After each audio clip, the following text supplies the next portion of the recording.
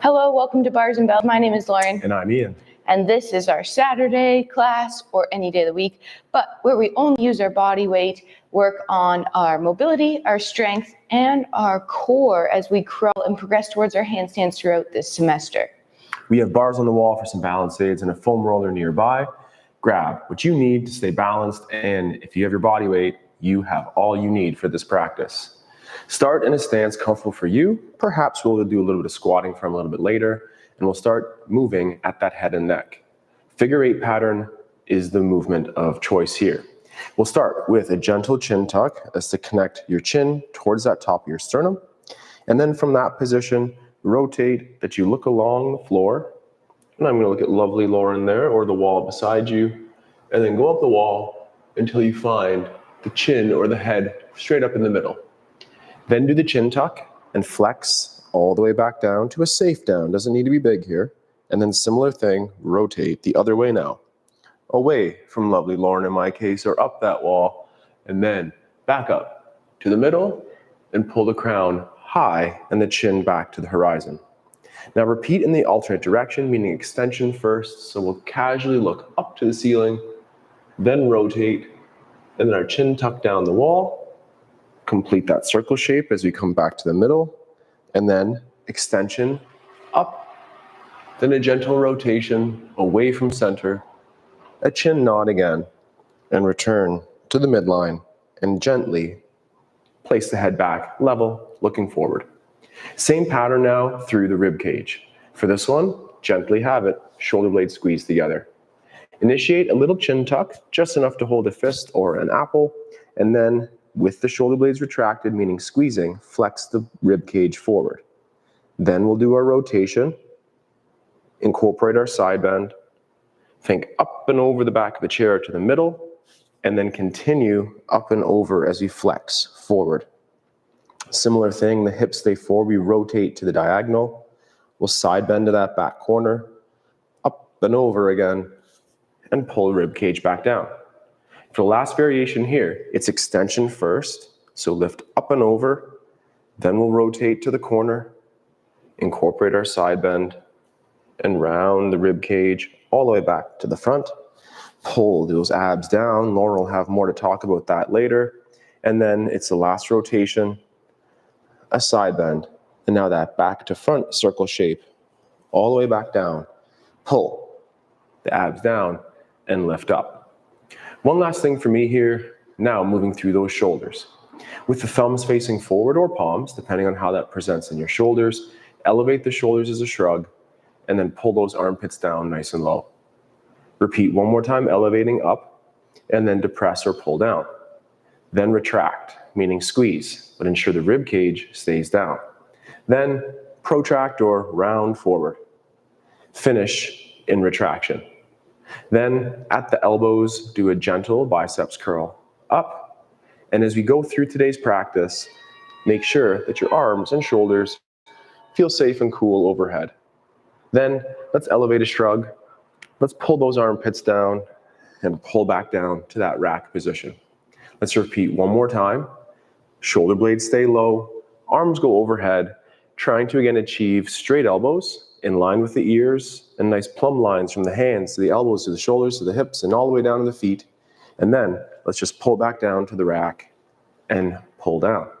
Leave more time to check in on those shoulder arm requisites and mobilities before we do something crazy like the handstand. But until then, let's put it to Lauren and see what she has in mind for the warm-up next. Let's get ourselves to the floor. Let's work through those feet as we go. So first we'll bend a foot, sending the ankle forward and the toes will lightly bend. And then we'll go up to our double leg balance and we'll come down on the other side. We'll repeat that again. So up to 2 toes, down to 1, up to 2, down to 1. Now that we're on the 1, we're going to bend that knee, sending the knee towards over the toes. Then we'll push the hips through to come up tall, double stack, heel comes down, knee bends, hips slightly sit back here. And let's do that one more time each side. At the top, we have those hips extended. We're landing on a straight leg, but then we're blending it into that bent knee. We're keeping our shoulders on top of our hips throughout this session of movement practice series. And then from here, let's stay this height and peel both heels up off the floor. With both heels up off the floor, could you sink a little lower and a little lower, but be able to stand back up out of this? And then this time we're going all the way down, so we'll descend nice and slowly. And then once we're down all the way, our knees will land on the floor with or without your hands, extending the hips through, pointing the feet behind us, and sitting on those pointed feet. Next, we'll get our attention to our wrists. So we'll extend those hips.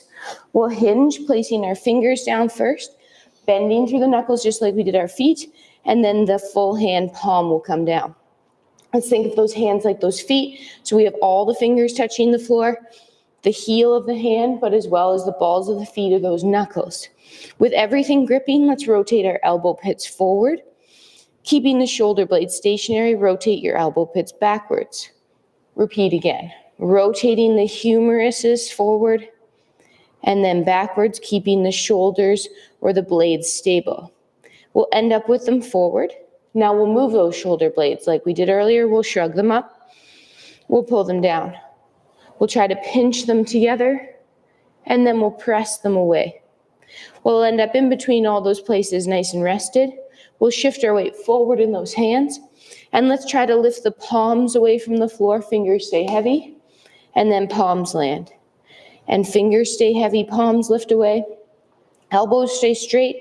Ideally, elbow pits are forward. Last one, flick the floor away. Give that a little shake out.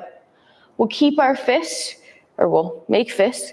We'll use our hinge, and we'll come down to knuckles 1 and 2 there. Again, shoulders out of the ear.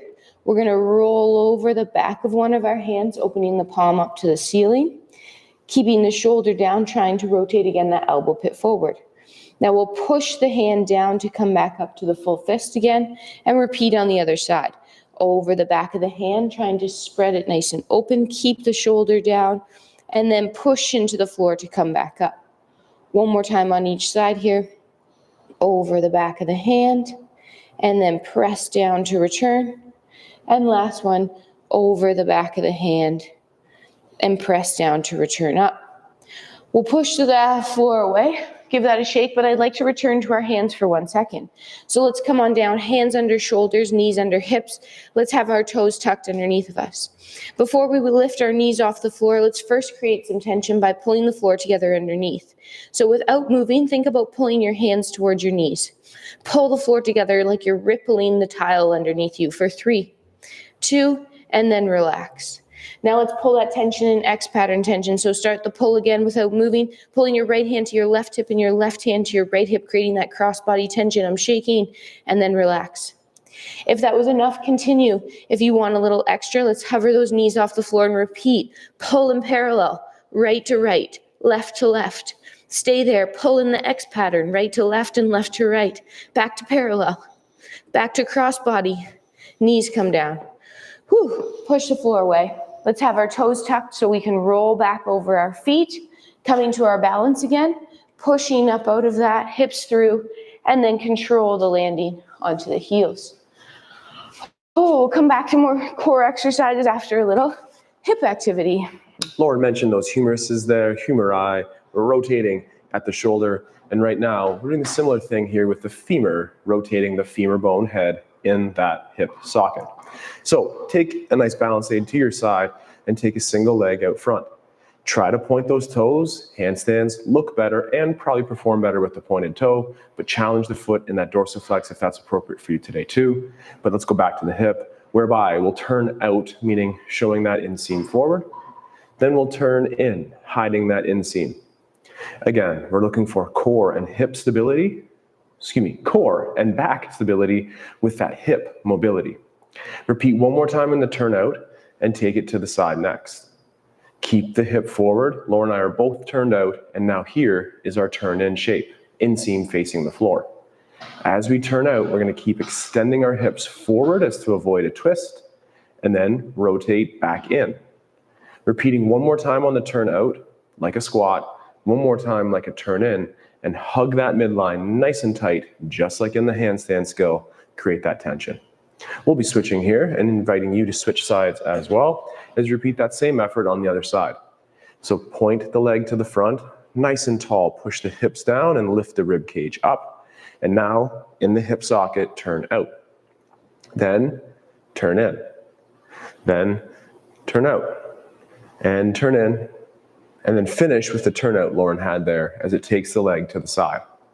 We're both turned out, inviting you next to turn in just like that. And as we turn out again, just keep extending the hip forward, avoiding a twist. Repeating again with the turn in, then with our turn out, and then one more time turning in, and hug, adduct that midline, finish nice and tall with a shake. We'll come back to that hip exercise in just a second. Let's go back to what Lauren has in mind. We'll get back to that core stability here today, and now we're going to progress from that bear hover out into our plank position. So let's explore our hinge to get into our plank. What that means is our feet are about hip width apart. Our shins will remain vertical, but our knees will bend. Our hips will go back, and we'll hang out here for a second. Right here, could we lightly tip that tailbone to the ceiling like a cow position? And then could we gently tip the tailbone under like a cat using our core? Let's keep our abs on and repeat that as we tip the tailbone to the ceiling in the cow. And one last time, tucking under into the cat. And then finish in the cow-like shape. Now we move that a little bit. Let's hinge ourselves forward and walk ourselves out in a plank to provide some stability now. In our plank, whether it's from your knees or from your toes, your hands will be under your shoulders. Your hips will be up and in line with your shoulders, and you're squeezing your butt cheeks. Just like we did in the bear, let's pull our right hand to our right hip and our left hand to our left hip at the same time, creating tension. Then create that X pattern tension and breathe underneath your shield for 3, 2, then knees down to stay here. Lightly tipping the tailbone again to the ceiling if you want to push yourself back. And then we'll pull ourselves forward into a plank one more time.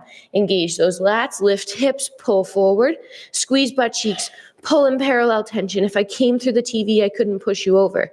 Now, cross body tension. Parallel, cross, lift the hips, walk your hands back to your feet in your hinge position, so long spine, vertical shins. Push down and out to extend the hips to tall. Whew. Let's go back to the hips and back to the figure out shape we explored with the head and the rib cage there. And this time it'll be an in and then an out the back. Think a nice figure 8 or infinity loop shape through the hip. So taking the outside leg to the front, incorporate the turnout that takes it to the side. Then once it's at the side, let's turn in, getting taller as always as you pull the leg underneath the hip, nice and tall. Then that slight cat tuck or post tuck of the hip Lauren cued a second ago, reach the leg to the back, keeping it straight as you can, and then turn out from the back to the side. And then once it's at the side, turn in on the hip and pull together.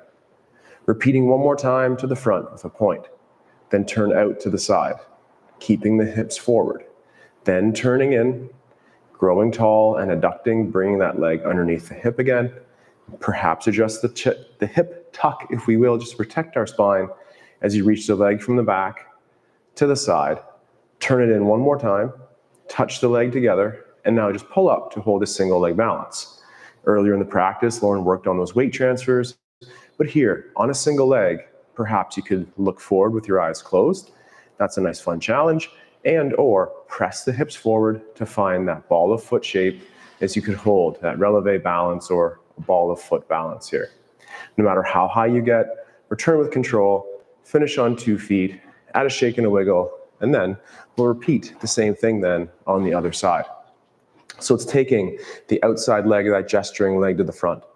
We turn out of the hip socket to the side, turn in on the hip, and then get tall, adducting under, perhaps a slight scoop, protect the back, reach back with the leg though, and then turn out and return it to the side.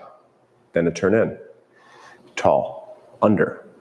Reach forward one more time, utilize that turnout action of the hip for power and for movement, and then we'll turn in and we'll touch together, tuck under just a little to use your butt, not your back, as you reach the leg behind you, and then take it from the back to the side.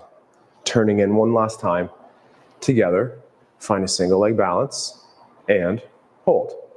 Other challenges could be looking at your neighbor, looking left and right, looking forward with the eyes closed, or using your glutes, those hips, and those ankles, of course, to find a heel balance off the ground, and then return with control. Finish tall. Shake, wiggle. Back to Lauren. Okay, let's progress that plank up to our 3-point position, get thinking about our handstands for next week.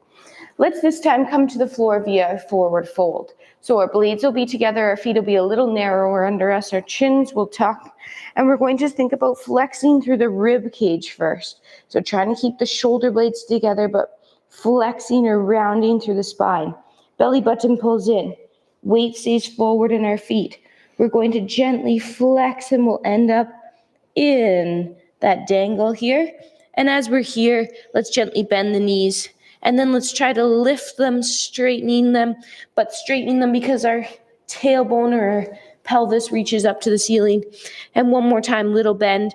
Keep your nose close to your knees as you try to lift the hips up. And then we'll walk ourselves out into our plank position. So from our plank here, we'll establish the same tension we did last time, so pulling together. But then we're going to change the forces and we're going to push the floor forward, lifting the hips up along with one leg. That leg will reach towards the ceiling, and then we'll pull ourselves back through to that plank position. Pull together, and then push the floor forward, lifting the hips. Square them up to the floor. No open hips here. Pull yourself back through. One more time each side. Flick, keep the hips square. Reach, reach, reach. As you pull through, try to get those shoulders towards over fingers, working on that wrist extension. And last time, flick the floor, lifting the hips, squaring up. Come back through to your plank. Let's keep our hands on the floor and try to walk our feet to our hands. Getting as close and as tight as we can, keeping the hands flat. Then peeling them up, tucking the chin, and using our core muscles to stack ourselves back up all the way to tall. Whew. Awesome. We have hinged, we have folded, we've rolled in, we've rolled out, and we have done just a little bit of squatting as Lauren got us to the floor in that toe squat variation. But let's continue our squat exploration with our first position, or a very narrow stance squat. No matter where your feet are, ensure your knees are looking out over those middle toes, confirming safely and strongly from those hips. Pull tension together to create that diamond shape, or our plie squat. And as you stand up, push those hips forward, fully stretching the knees. Repeating again, feel pulling down, heavy on the feet. Lauren cued that really well with those hands and feet throughout today's practice. And as we stand up, push through to finish tall. Repeating one more time, and get as low as you can on the flat feet. And then if you decide to get lower, you could lift those heels, but push these middle ankle bones forward. Then connect the heels to the floor and push the hips through, finishing nice and tall. Open up. A comfortable stance, a personal stance for you. Short legs, long legs, tight hips or mobile hips. Find the spot that's just right for you. Pull ourselves down, toaster style squat here as Lauren's body shape is showing. And then as we stand up, it's extension through the hips, pushing forward. Repeating again, feel our pull down, nice and tall. Push hips through, finish tall. Now we'll lift heels in an alternating fashion. So pull yourself down to a safe squat and lift just one heel for a 3, 2, 1 second count. And then lift the other heel. Whew. Groin adductors might say hello. You might be able to get lower. And for one more time, maybe do the same thing. Push that middle ankle bone forward. And then same thing, other side. Breathe, breathe, breathe. Down and yup. Finish nice and tall. And together. And shake. Excellent. Let's finish with one more core activity here today. And we'll combine a little bit of everything we've done and just spend a little more time on hands for our last activity. What we'll do is we'll do some plank walkouts. So you'll need a little bit of space in front of you. We'll use our hinge to hinge to get ourselves out into that first plank. We'll get that plank tension, so butt cheeks are squeezed, pulling the floor together, tight, tight, tight. If I lifted your legs up, you'd be like a board. But then you're gonna lift your hips, keep your hands flat, walk those feet as close to the hands as you can. Take a second, and then peel your hands away and walk yourself forward again, back into that plank position. And hold tight, cross body tension this time for 4, 3, 2, hips lift, feet walk to hands, tight, tight, tight, tight, tight. Hold, hold, hold. And last time, Walk yourself out into that last plank position, hold in the parallel, then crossbody, parallel, crossbody, walk those feet to those hands again, get as tight as you can, lifting the hips up in the air, and then tucking the chin, pushing the floor away, and slowly stacking yourself up all the way back to nice and tall. Ooh, worked on those wrists and that wrist endurance for this first week back. Check in and see how that feels. Oftentimes, that can be a lot of weight through there. So just make sure it feels good so we can keep working on it. So for those who have been here before, we'll use the wall to climb, we'll kick up in the middle, we'll continue to use the bars and explore those single leg squats. But as Lauren said, check in with those basics and maybe even a basics playlist from Bars and Bells here. We have lots of videos online so you can train anytime, live or in the archive. This concludes. Week 2 starts next week for our kettlebell, bar, and bodyweight class. So join us again live next week and anytime in the archives as mentioned. Remember to like and subscribe on YouTube. Check out our website to subscribe to our newsletter and of course our Patreon page. But until next time, take care. Stay strong. And let's train soon. Have a good day. Goodbye.